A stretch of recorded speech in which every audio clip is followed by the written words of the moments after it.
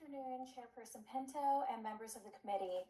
My name is Erin Pollitt. I'm a forensic nurse and the Executive Director of DCFNE. We provide 24/7 on-call medical forensic care to survivors of sexual assault and domestic violence ages 13 and up. We're the only provider of this specialized care for adults in the district and one of two for adolescents. We exist because DC law guarantees survivors the right to timely, expert, trauma-informed care free of charge. Care that addresses the medical consequences of violence for victims and enables the district to pursue offender accountability. We're proud partners of OVSJG and grateful for their ongoing support, but today I'm here to express serious concerns about the proposed FY26 Victim Services budget, which cuts local funds by over 10%. Together with our partners in the VAN, we've encouraged the council to restore a minimum baseline of $59.41 million. But even that, I fear, is not enough to sustain essential services. Flat funding threatens to weaken programs like ours quietly but steadily, especially in a city where the cost of living and workforce pressures continue to rise. DCFNE has become the district's one-stop professional response for adult survivors. That didn't happen overnight. It's the result of years of OVSJG's investment. But that progress is fragile. And without annual budget adjustments, we will struggle to keep qualified nurses on call around the clock. In 2024, DCFNE was dispatched nearly 900 times. Our patients are overwhelmingly women and people of color, many of them living in wards 5, 7, and 8. About 15% are unhoused. These are the people who will be most harmed if our 24/7 response were to falter. We're also laying the groundwork to expand our reach, bringing care directly to more hospitals through mobile SANE services. But we can't build that future if we can't preserve what already exists. We respectfully ask the council to consider multi-year funding or a dedicated line item for SAVRA response services in the future. The services we provide are legally required, medically necessary, and in some cases, they're life-saving. Thank you to Director Porter, Deputy Director Dillon, the DC Council, and the Mayor for continued leadership and commitment to survivors. I'm happy to answer any questions, and we will provide a longer written testimony for the record. Good afternoon. My name is Laura Martinez. I'm the Deputy Director of DCFNE.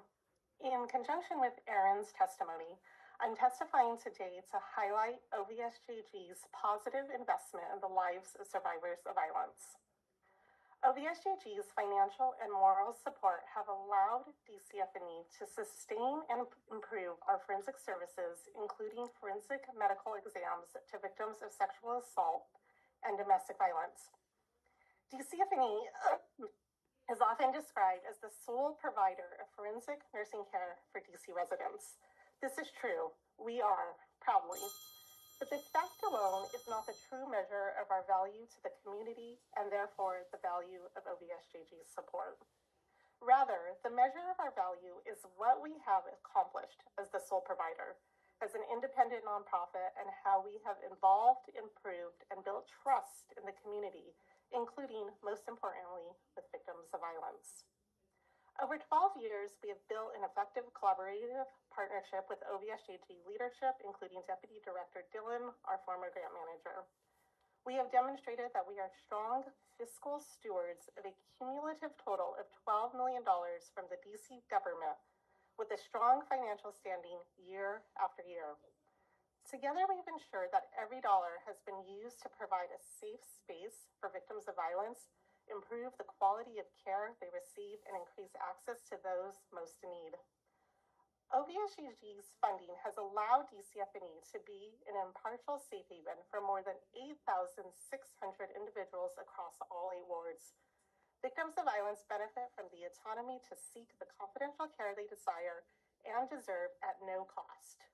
Crucially, OVSJG's support ensures we can respond in person to those who have experienced sexual or domestic violence within 1 hour.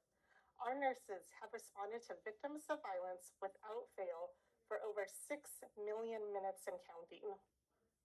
Finally, intentional investments in DCFNE have allowed us to grow our organizational capacity.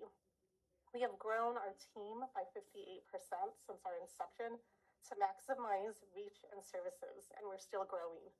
We also provide all staff with the resources to thrive in this challenging field, such as through on-the-job training, an intensive orientation, and incentives to obtain the highest certification for sexual assault nurse examiners, which 65% of our nursing staff have accomplished. As noted earlier, we are the sole provider, but we do not operate alone. Our response depends on the well-established public-private continuum of care between OVSJG and our network of community partners, including the VAN. It is imperative that the progress we have made to meet the needs of victims of violence and empower them to make active choices for their healing is maintained in the fiscal year 26 budget. Thank you.